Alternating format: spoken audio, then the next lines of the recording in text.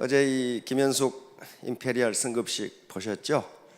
예, 전부 자신이 1번이기 때문에 그 자리에 포기만 안 하시면 모두 올라가실 수 있습니다. 근데 거기까지 올라가시려면요, 겸손하셔야 돼요. 겸손이라는 게 무슨 이 아부를 한다거나 그런 게 겸손 아닙니다. 제가 생각하는 겸손은 나무 말을 경청하는 거예요. 경청하는. 다시 말하면 내 생각이 틀릴 수도 있다는 것을 인정하는 겁니다.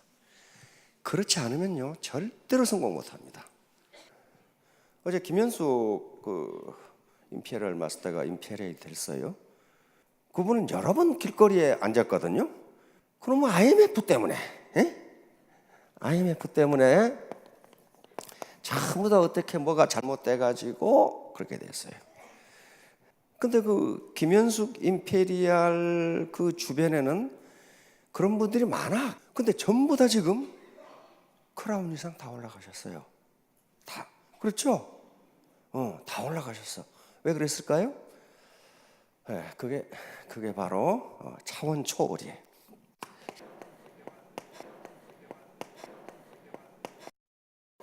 차원 초월, transcend.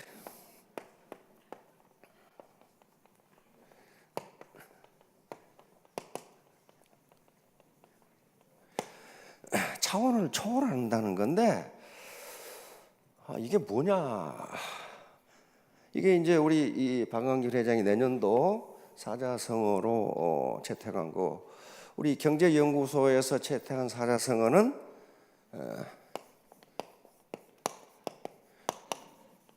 본립도생, 근본이 서면 나아갈 길이 보인다는 겁니다.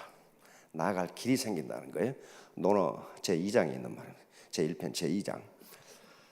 그러면 본립도생과 차원 초월은 다른 거냐? 안 그래요. 천만의 말씀이에요. 근본이 서지 않으면 차원 초월이 안 돼요.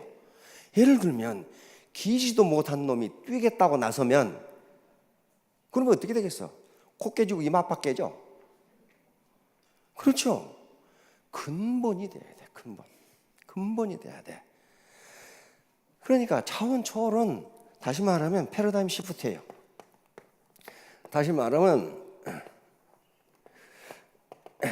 자기 사고 구조를 완전히 바꿔버리는 거거든요. 그런데 자꾸 과거 캐리어 자랑, 그 다음에 가방끈 자랑하는 것은 패러다임 시프트를 못하는 거예요. 이 사고 구조를 바꿔버려야 돼요. 패러다임은 이렇게 생각하시면 돼요. 사고 구조, 세상을 보는 눈, 이렇게 생각하시면 돼요. 이게 그리스인데요. 그러니까 그걸 바꾸지 않으면 차원 초월이 안 돼요. 그렇게 하지 않으면 애터비 사업에 성공하시기가 힘들어요. 자, 그런데 문제는 이제 어떻게 차원 초월을 할 것이냐 하는 문제야. 이게 중진국 함정이라는 말씀을 많이 들어보셨죠? 후진국에서 중진 상태에 가는 건 다 빨리 가요. 2차 대전 이후에 100여 개 나라가 중진 상태까지 올라갔다가 중진 상태를 넘지 못하고 바로 꼬그라진 게 거의 100개예요. 그걸 중진 상태를 뚫고 2만 불 이상 소득으로 올라간 나라는 5개 정도밖에 안 돼요. 자, 그런데 이제 문제가 또 생겼어요. 우리가 중진국의 선두까지 그냥 팍 치고 올라갔어. 서구는 그 300년 걸렸어요. 250년이 300년 산업혁명 이후에. 그런데 우리는 그걸 50년 만에 해내버렸어. 그렇죠? 세계에 유례가 없어요. 유례가 없다고. 그러니까 우리나라 같은 수준에서 경제가 3% 성장하면 뭐라고 부르냐면 경제학자들은 눈부신 성장이라고 그래요. 3% 성장이 무지하게 어려워요. 옛날에 6% 10% 성장하니까 경제가 성장하죠. 성장 못하는 거예요. 그런데 그렇게 혁신, 인노베이션을 이루려면은 차원 초월을 하지 않으면 안 된다니까요. 안 되는 거예요, 그게. 자, 그러면 이제 경제학이 각광을 받는 시대가 됐다가 우리는 그거 가지고 어디까지 올라왔어요? 중진국의 선두까지 올라가 버려요. 근데 이걸 치고 올라가려고 보니까 안 돼. 이게 안 되는 거야. 안 돼. 우리가 2만 불까지 올라오는 데는 엄청나게 빠른 속도로 올라오는데 2만 불에서 3만 불을 돌파하는데 10년이 더 걸려. 안 되는 거야. 이게 안 돼. 왜? 그 차원 가지고는 이제 안 되는 거예요. 그럼 우리만 그런 게 다 그래. 다 그래요. 자, 그래서 미국의 천대 기업, 미국의 천대 기업이면요 굉장한 기업들입니다. 우리처럼 무슨 중소기업 그런 게 아니에요. 미국의 천대 기업의 CEO의 전공을 조사했습니다. 도대체 CEO들은 대학에서 무슨 공부를 했는가?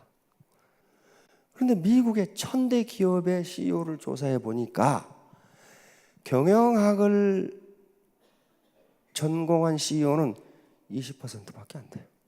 20%밖에 안 돼. 나머지는 뭐 했어요, 그럼? 나머지는 인문학을 했어요. 철학, 문학, 종교학, 예술, 음악, 체육 이런 것들을 했다고. 그 말은 무슨 말이에요? 거대한 기업을 뚫고 올라가는 데는 영감, 창의성, 차원 초월이 필요한데, 예를 들면 소로스 펀드, 우리 신사분들 아시죠? 소로스, 조지 소로스. 미국에서 가장 큰 그 펀드거든요. 그 펀드 매니저가 소로스인데 그 사람은 철학 박사예요. 철학자라고. 칼 포퍼라고 하는 세계적인 철학자의 수제자예요. 근데 그 세계 최고의 펀드 매니저예요. 그거 아니면 안 된다는 거예요. 자, 영국의 왕실 있죠. 그 왕자들의 전공을 보시라고. 왕자들의 전공은 경영학, 경제학 그런 거 안 합니다. 문학, 역사, 고고학, 인류학. 왜 그러겠어요? 대영 제국을 이끌어가는 데는 그 영감이 아니면 못 이끌어간다는 거예요. 그 대영 제국을. 그게 차원 초월이에요. 차원 초월. 자, 그래서 그 스티브 잡스가 그 잡스러운 소리를 몇 마디 해놨죠. 스티브 잡스.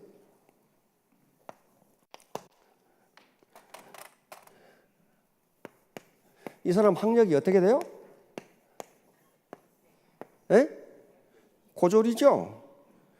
이 사람이 캘리포니아 우에 가면 리드 칼리지라고 있어요. 리드 칼리지. 이거 하나 더 있었네. 리드 칼리지가 있는 이게 리버럴 아츠 칼리지입니다. 미국의 칼리지라고 되어 있는 것에 리버럴 아츠 칼리지라고 이렇게 부르는 칼리지들이 있어요. 이게 한 300~400개 되는데요.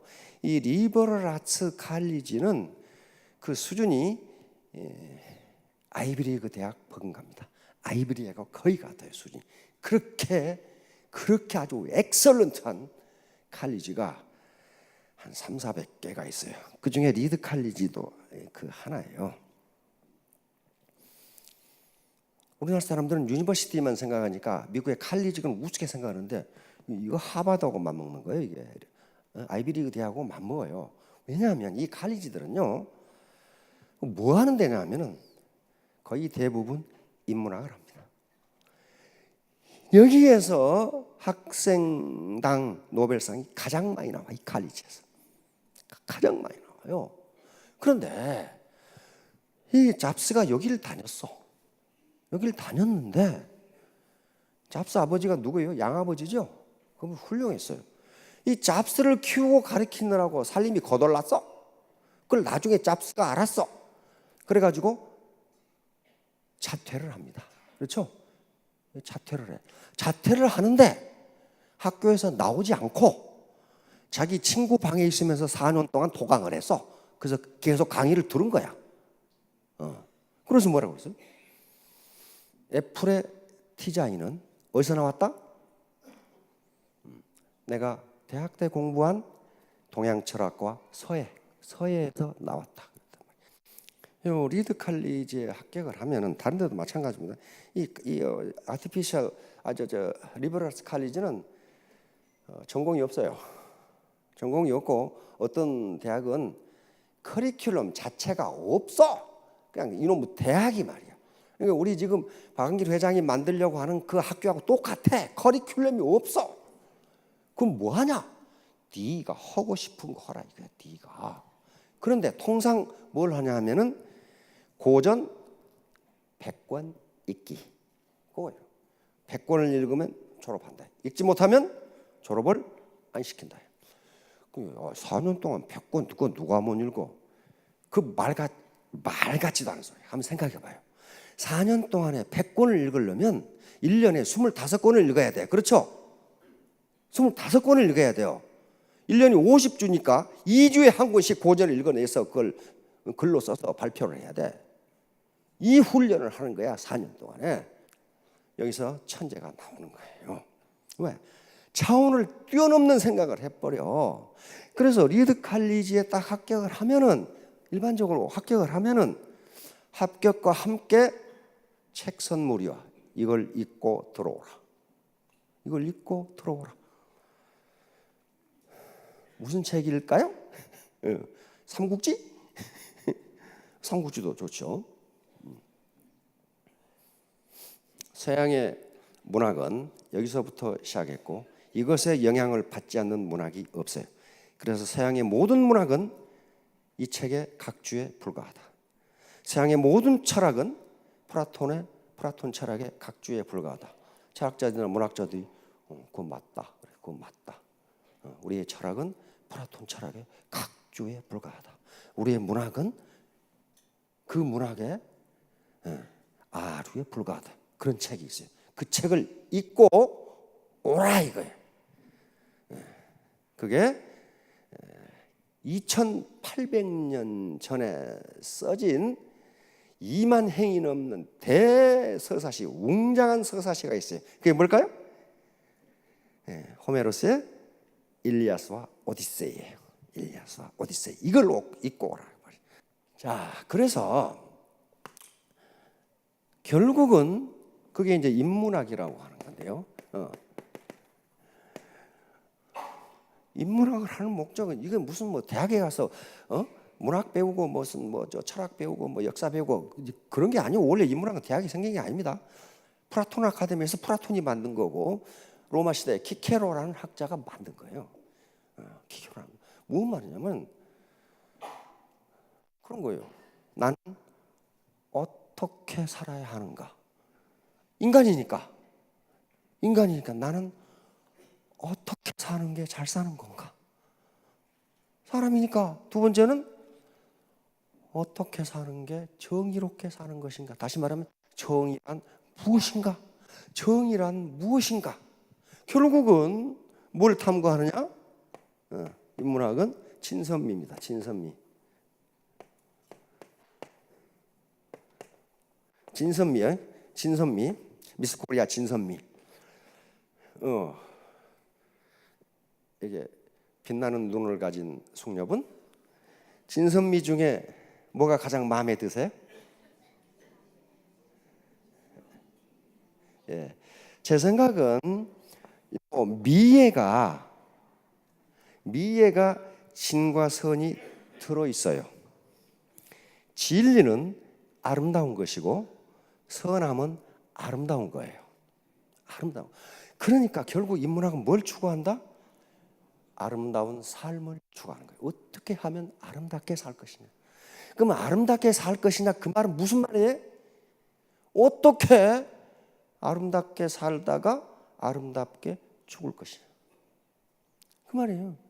그러니까 특히 이 해터미 사업, 다단계 사업은요 사람 사업입니다. 사람 사업.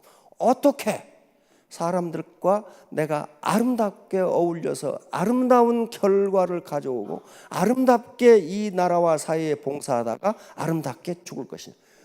초인류 기업으로 가려면은 우리 애터미 리더, 애터미 가족이 초인류가 되지 않으면 절대로 초인류로 갈 수 없어요. 그 구성원이 3류, 4류인데 어떻게 그게 초인류가 됩니까? 안 돼요. 그럼 초인류가 된다는 게 뭐냐? 무슨 학력이 좋아야 되냐? 캐리어가 좋아야 돼. 그런 거 아니라고요. 그런 거 아니에요. 나는 어떻게 살 것인가? 그렇죠? 뭐가 정의로운 것인가? 뭐가 정의로운 것인가? 그리고 애터미 사업을 하든 저터미 사업을 하건 뭐가 진선미인가? 뭐가 아름답게 하는 것인가? 이걸 생각하시면 파트너, 스폰서가 싸울 일이 없어요. 싸울 일이 없어. 안 싸우면 성장합니다. 그리고 내가 잘 크지 않는다면 파트너 탓, 스폰서 탓하지 말고 나는 어떤가? 너는 누구냐? 너는 누구냐? 이렇게 돌아보시면 3년 후, 4년 후에 모두 큰 성공을 하실 걸로 믿습니다. 예, 감사합니다. 예.